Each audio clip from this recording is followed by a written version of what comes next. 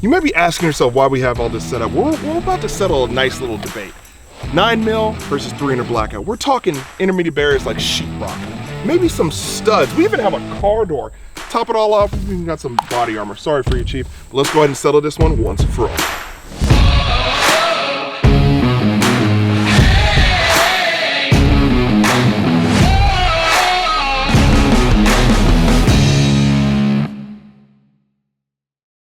Welcome back to Class Firearms, guys. Jason here, and by the intro, I'm pretty sure we're about to settle an age-old debate. Which one would you rather use, 9mm versus 300 Blackout? So, of course, some of the options that we have here starting out with are supers and subs, right? We've got this Gorilla loaded Barnes 110, so this thing's really zipping through. Real nice, lightweight, got some heft to it. Of course, we want 110 grains. Let's see what happens. We've got some Hornady Black 208. This thing's a nice subsonic round, great ballistic tip. Should open up and spall and carry some of that energy with it and keep on going. We've also got in the 9mm just regular FMJ 9mm 124 grain. Stuff does well, but maybe not through some barriers, you know. Might have some folks or some loved ones on the other side. And we got some Spear Gold Dot here. Of course, this thing is a great round. Most police use this, and a lot of people use this as well for any type of concealed carry stuff going on. So great pedal on that one. This one should open up very swell. Now we've gotten through the rounds, let's talk about the targets. Let's go check it out. Now we got these targets set up. Of course, you can see what's going on. 300 Blackout on the right side or my left, and 9mm on the left side, my right. So also running through here, these are also on 16 inches on center, and we're rolling it back. And of course, you can see these studs right here in the middle, but that's for something special. That's just to make sure. We're gonna see what happens when you actually shoot these rounds and hit a stud directly. So stay tuned for that one. But just on this one, we're gonna keep a nice control, right? Most average rooms are about 10 by 10 in a home or an apartment. So that's what we're gonna start off with, being 10 foot back. So just to give it a nice little, standoff and give it like that. But not only that, we've got a nice car door over here. So what happens when, you're driving and you've got to send rounds through, or you're getting rounds coming at you? What can you do? Obviously, you want to try and retreat and get out of there real quick. But if you have no other option, you've got to fight from the vehicle. Let's see what happens when you actually shoot at a car door. But that's not it, just one more thing. We've got our ballistic dummy here. His name's Fred. He's cool. His nose is up there, but it's all good. We got him topped off with a nice Guard Dog 3A plate. So shout out to Guard Dog for providing that. We're gonna see how it can take all of these rounds. I'm pretty sure it's 3A, so it's gonna be able to stop it. But I'm not sure, man. This 110 really does zip, but let's put it to the test. Let me just shut up. Let's shoot it. Of course, we got this lined up, ready to go. 2 rounds, full metal jacket, 2 rounds of that Spear Gold Dot, ready to go on this thing. Of course, we've got to split it out, 9mm on one side, 300 Blackout on the other. Don't worry about the ballistic dummy. We've actually already done the testing on the plate, but you're gonna have to watch the end of the video for that one, so stay tuned. Let's give it a shot.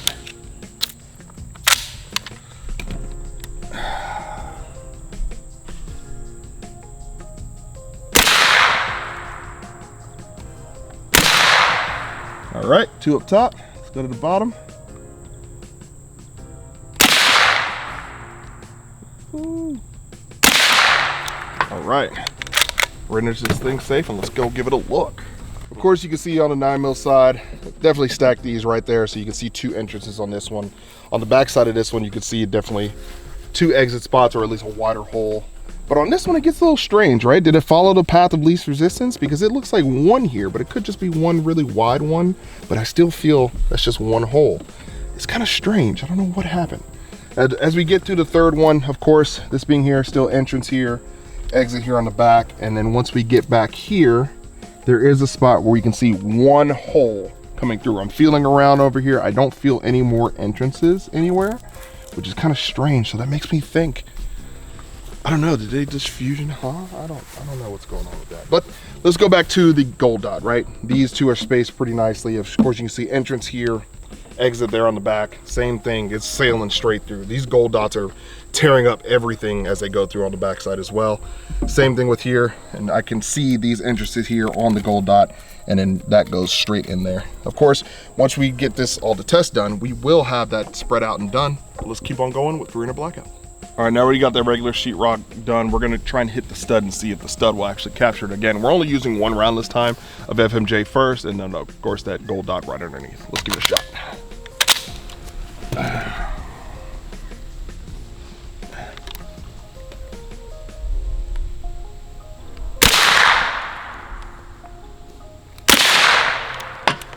All right, let's see what happened. All right, as you can see, came straight through here, but again, it deflected out the back, and this is actually where our stud wall is on the backside in the middle portion of it, kind of deflected out. So we're gonna actually rearrange this, move this one to the front, and then we'll get the best judgments from there. So stay tuned. Again, FMJ first, hollow point second.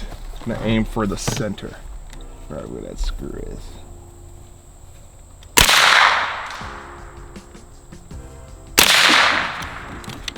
All right, let's go check it out. Question is, did the stud stop it? Absolutely not. It sailed straight through those studs. And a matter of fact, went into here, and then we've got, again, deflection off of it straight through, which is kind of crazy. Came through the back face, came through the front face of this middle one, came through the rear of this middle one, and then turned from there to exit out the back again. So too bad, Fred. Sorry for you, but let's go ahead and move on to 300 Blackout. Again, we're just gonna continue this going on. So first we're gonna go ahead and do sheetrock all together. So 2 supers, then on the bottom half, 2 subs, and then switch to the stud, meaning 1 super, 1 sub. So let's get it. All right, hold over, don't treat me bad.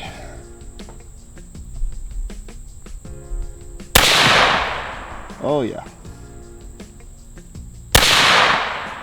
Okay, now sub.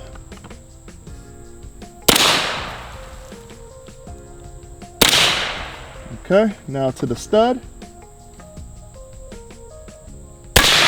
Woo! All right.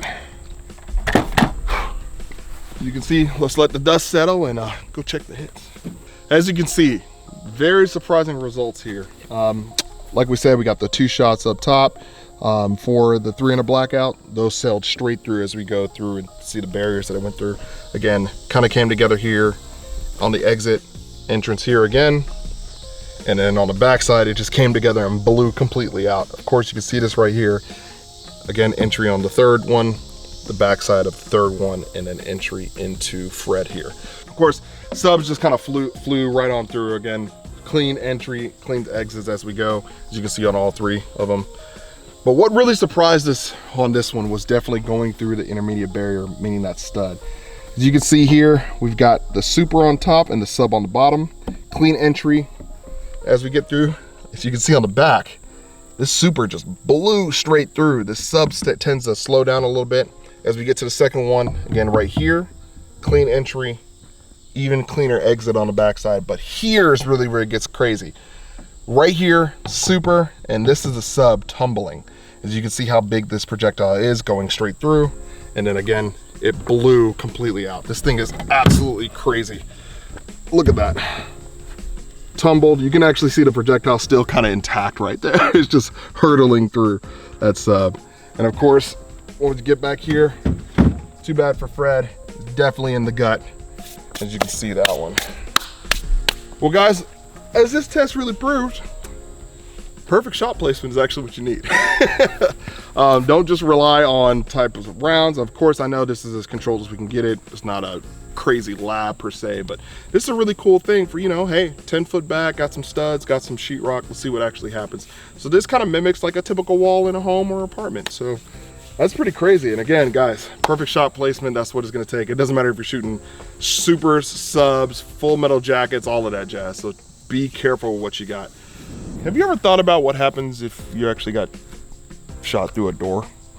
Or if you had to engage from a door, and will that door actually work? Our guess is probably not, but we're gonna give it a try anyway. Obviously, you know, through statistics and all that jazz, the pillars are where you wanna be, but of course, the door, just it being closed or being open right there. Let's see what happens. Again, same organization, super or full metal jacket first, and then following up with that spear gold dot second.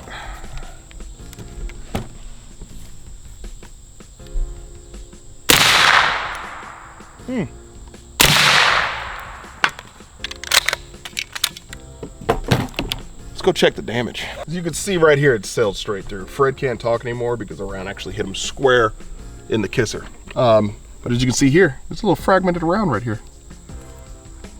That's a little bit of car door here. You can take that from, you know, Honda. Give it to you. But as we go here, of course you can see, whew, passed right through. You're definitely dead on that one. And of course, oh, wait a second. Nope, it's there, sorry. I alarmed myself. It just turned a little bit, as you can see here. It kind of ripped through and then boom, right into the thoracic right there. All right, let's give it a shot with 300 Blackout. Of course, moving on to 300 Blackout, that first round gonna be that Barnes 110, and then behind that is that Hornady Black 208 grain. Again, nobody ever wants to be caught in a, you know, bullet magnet, but let's see what happens.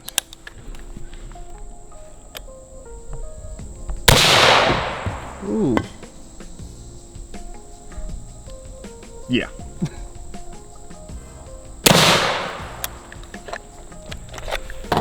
Let's go check it out.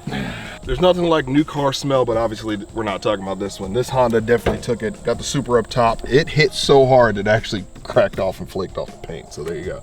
Here's that subsonic round. Nice little entrance. Let's see what happens when we actually turn this over. Oh, wow. Yeah. Super sub. Fred, I apologize, but as you can see right there, definitely gave it the whirl for right there. And then it sails straight out the back. So guys, if you're ever in a car, try to drive and get away, or definitely don't use a door as cover and concealment. But of course, let's go ahead and take it on to the armor section. By the way, you already saw that, so we're gonna just see that portion and see what happens with the armor section. So boom, there you go. And for our last test, of course, we've got the 9mm load up, FMJ first, then the Spear Gold Dot. So how I'm gonna split it on the board is, on the top portion, we're gonna have 3 shots of the FMJ, and on the bottom portion, we're gonna have 3 shots of the Spear Gold Dot. So let's get into it. All right.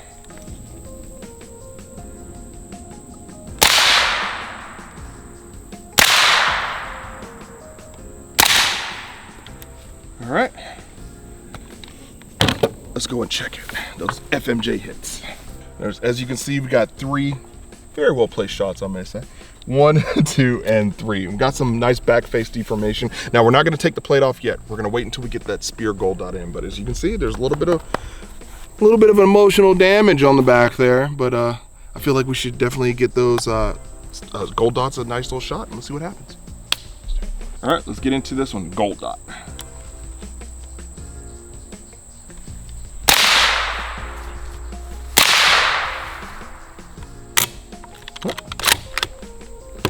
Oh, I got robbed.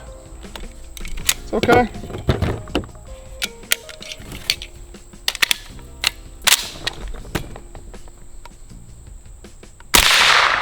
Got it. Let's go check these hits. All right, let's see what happens. Of course, we got those 3 hits. Again, nicely placed. Let's get this nice little cut. Ooh. Got a lot of back face deformation. Wow. Let's start out with the FMJ, right? As you can see here, kind of building up. That coating definitely caught it. This one definitely took the brunt of it. And this one bursted through the side a little bit. But again, no punctures, no push through. Again, we painted it a little bit so you can definitely see what's going on when it comes to the plate hitting. But down here, this Gold Dot, man, you can see the difference in what's going on and how much energy the Gold Dot is just dumping into you. Pause. But as you can see, right here in the middle, definitely this one. The first one on to the right is definitely, it has the cat's meow. This thing's awesome. Of course, this one stopped it right there on the plate. And then you can see it just gets worse and worse and worse. Again, it tanking 6 rounds of 9mm just all together and having no pass-through is pretty impressive. Shout out to Guard Dog for making this 3A plate, man. As you can see, I'm trying to extract these rounds out of here. Of course, this being the 9mm plate. I've already got 2 out of here. Here are the Spear Gold Dot. They kind of look the same, just awesome. I'm trying to get that last bit of FMJ out of there. I've got 1 in my sights here. Here it is. Got something on my finger. Boom. A solid point of the FMJ, and they kind of look similar. I mean, they really do. The how it sprawls out and mushrooms out, this thing's really awesome. Of course, this delivering way more energy than this one, but they kind of look the same. I dig it. Nice little souvenir that you can take home. I feel like we should go ahead and try out the 300 Blackout. All right, now moving on to 300 Blackout. Again, doing the same thing. Up top, super is the Barnes 110, and on bottom, the 208 subs. Let's get it.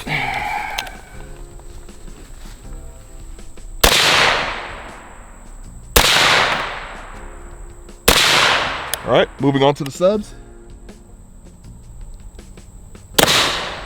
Oh, a little bit of a short stroke there. So you can see we've got those nice 6 hits, 3 up top, holding up here. But of course, when it came down to the subs, the grain weight does matter. They dropped a little bit lower than my liking. So what we're gonna do is, since they hit a little low, I'm gonna put 2 shots right here in the center and then see what kind of outcome we get. Let's give it a shot. Before I cut this open, let's just preface this. My offset was a little off. So we've got some that definitely struck a little low, but it's a cool thing though. You can actually see the pedaling through inside of there. So I thought that'd be pretty cool to show. But not only that, adjusted, and now we came a little high, but let's go ahead and cut this open and extract those jackets and see if this actually stood the test of time here. Oh. As you can see, back face deformation is at maximum. Let's go ahead and check this and make sure there was no pass through, but I will say that divot there looks like it really hurts. So that's definitely gonna give you a nice little sternum rub, broken sternum, broken ribs on that one. But again, as we can see through here, see if you can see those jackets in there. Right through there, you can see the low ones. You got 1, 2 jackets in there. That thing's really awesome. There is one, ooh, there's a third one. Turned. Let's go ahead and see if we can extract some of these. Let's see.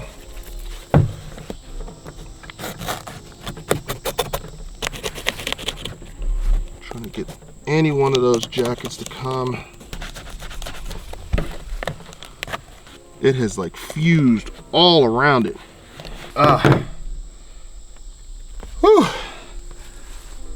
It's definitely that Hornady 208 grain. You can see that ballistic tip still there. It didn't really open up as it's designed to do.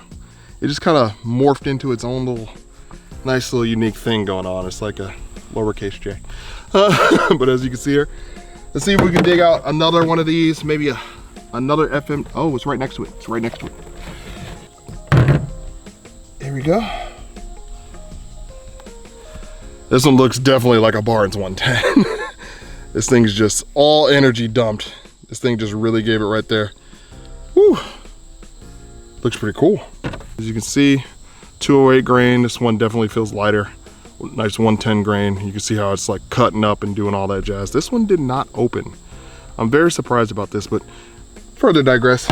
They're all right here dumped in the same spot. Now I will say that's crazy that this thing actually held up to it. As you can see, I've got 2 other projectiles, one right there and then another one behind it. I'm trying to get it extracted here, but it's really deep up in there. Little elbow grease. Oh man, this thing is in there, man. It's still in there. Whew. All right, the 208 grain jacket separated from the actual projectile here. Just what you got here. You can see all the extra material, this 208 grain right there. This thing's awesome, man. It really did stop every bit of that. And of course there's more here. As you can sit there and see, guard dog, man. 3A. It'll stop 9 mil and it damn sure will stop 3 at a Blackout. So supers and subs as you go up and down, man, this thing's really awesome. Of course, these were kind of like stacked on top of each other. Of course, this thing did stop it. Definitely back face deformation, you can see there. Of course, definitely some pressure on the sternum and on the chest plate there. And of course, those that did enter low, you can see the projectiles just stuck inside. We'll go and retrieve them later. Of course, it stopped it, but like, enough talk out here. Let's finish this up in the video room and give our final thoughts. We're back in the studio, guys, ready to break this down. Now, of course, you saw what actually happened when we were out in the range. Now we're gonna break it down. Of course, this being the first one, this is just letting you know where the parameters were, and you can see, you know, the 9 mil, the stud, and the 300 Blackout. Obviously, we broke that in. So let me go ahead and move this one out the way because, again, this is only the entrance, and it's really not gonna tell you that much information, but let's focus in on the 2 that are over here. So as you can see, a couple of vast differences when it comes to 9 mil versus 300 Blackout. Now, of course, we were using full metal jackets, right? So that means it's sailing. There's no anything, whatever path of least resistance is just gonna attempt to actually affect the trajectory of the round. So obviously through intermediate barriers like these pieces of sheetrock or drywall, however you want to call it. And not only that, I forgot to mention, this is 5/8 sheetrock, so it's a little thicker than the 1/2-inch stuff that people would typically use in a home. Now, granted, there is no R13 insulation in these. I figured R13's, it's just, insulation is not really gonna really do much. So the hard barriers is what I'm really focusing on. But when it came down to it, as you can see, this is the second wall or second level inside of this, test apparatus that we built. Now, granted, this is not the most scientific way to do this, obviously, but this is just what we had on bar. So as you can see, the entrances for them still look clean as they sail through that first layer, right? It's kind of crazy, but as we flip this on back, you can see the amount of devastation that this thing is actually delivering per round. Doesn't matter if it's full metal jacket, doesn't matter if it was a defensive round or a sub or a super, it does not matter. So when it really comes down to it, I mean, gosh, you're talking about still 2 layers that it's gone through now, especially the 2 layers up front during making its entrance, and it still had enough umps to keep on carrying through. Let's move this one to the side a little bit and get into the third one, right? The third one really told us a lot. A lot of information was given with the third one.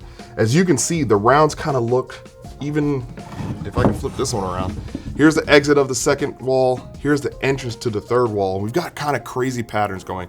Again, around, once it leaves the barrel, it's gonna follow the path of least resistance, so you can see all of the devastation that happened, even down to this little one that actually started to tumble once it hit the third wall. So if you think about that, that's 2, 4, on the 5th wall, so 5th barrier, it actually started to make a turn. So we're talking about a bunch of devastation with that. Of course, it did make a huge dent into the ballistic dummy. Of course, you can see that, very devastating, and it just blew out the backside.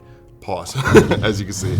Now, of course, all of them kind of yielded pretty much the same result, but we did notice that with the defensive rounds, the cone or the shape of it just kind of stayed a little truer to what it was, because obviously once it hits that first barrel, once it hits that next barrel and it's starting to expand and open, it's really doing a better job of creating a wound channel or cavity to do such. And then the energy kind of just delivers straight through, so you've got that going for it. But it seems like the FMJs just kind of have a mind of their own. Once they hit a solid surface or any type of surface, they will go askew, they will go afar, they will go, however they want to. Now, I will say this. What was extremely surprising was actually this thing blowing out through the stud pack. Now, I did double pack this, so it means 2 studs back to back slapped together. It is what it is. It's right there, as you can see. The craziest thing that I would say is the simple fact that none of the rounds actually went through where the studs meet. So I was thinking, okay, well, it might happen. It might cause a skew of stats or how it's going to work, but it never did. So we're talking about a projectile made it all the way through the long ways or the width side of the stud and still had enough energy to keep on going. So, I mean, if that's not modern popular mechanics for kids, I don't know what is. But as you can see, even in here, the wood is blown out, including the sheetrock, and it's just a lot going on. That devastation is crazy. In conclusion, of course, we have to say which one is better for you. I have to say it really comes down to whatever you want to use. As you can see, like I said, it's not the most scientific way to do it. It's just a preliminary way of doing things. Which one would you choose? The one that you feel most proficient with. Of course, home defense, what you're going to use. I get it. It's all a personal preference and what you want to do. But to be honest with you, you can't go wrong with either of them. So, but before we close this out, I just want to make sure everybody understands this. This is actually Fred, our gelatin dummy that we had going on. So as you can see, oh God, it's a little heavier than what it looks. There's a lot of devastation that has actually happened to him. Now, if I turn this to the rear, because it's the cleanest spot, as you can see, there's a lot of stuff going on when that actually happens. We had those couple 2 up here just go through and sail through. Those are just test dummies, but as we get through here, the devastation that actually happened to him is kind of crazy. And this one that is lodged in his spine is one of the craziest. Now, as you can see right here, we've got about 1, 2, 3, 4 projectiles that have actually stuck inside of this dummy. So I just want to try it. Ooh, 1, 2, 3, 4, 5 actually, sorry. And let me try to extract a couple of them just to see what has transpired with them when it comes to like the sprawling out, the mushroom effect, and there you go. So here you go. The jacket of a 300 Blackout right there that I just extracted out of, like, I don't know, was that a kidneys area? For sure, definitely out there. This thing's awesome. Well, this is crazy. The devastation is nuts. And you still have pieces of the jacket that are still in there. The main housing one, or main one that I'm looking for, is this one down here as I make some cuts. All right, so here you are. Got this 9mm projectile. As you can see, this thing is sprawled out as much as it could, especially going through all these barriers and walls, and it just carried out gelatin with it. So this thing is lodged. It didn't fully even mushroom out all the way. It started to, as you can see, and then one side just kind of took over. Obviously, path of least resistance, that's just exactly what happened. So let me put this down right there.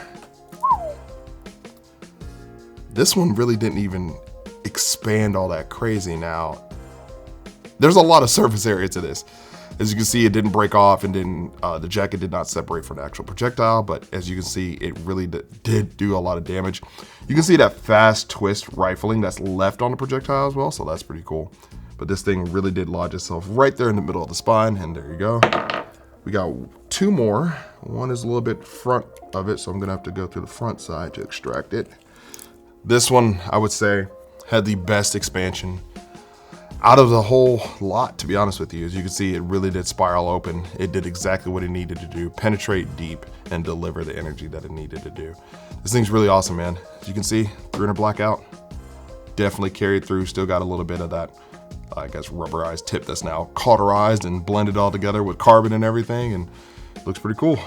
Let's move on to the last one, which is kind of floating in no man's land in the middle. Got it. Woo! All right. This projectile did not open up. So this one obviously is definitely a full metal jacket, but it didn't even think about like nipping the tip or anything. It just carried throughout. Again, that rifling is left as a permanent reminder of how fast this thing is spinning and delivering that energy. And it was pretty much straight. So this thing just sailed straight through, and this is what you get. That's pretty cool. As you can see, 300 Blackout just has that devastating effect. It does carry through and deliver a lot of energy through barriers, as you can see. Again, which one is right for you? That's a personal preference, right? Depends on what you really want to train with. I get it.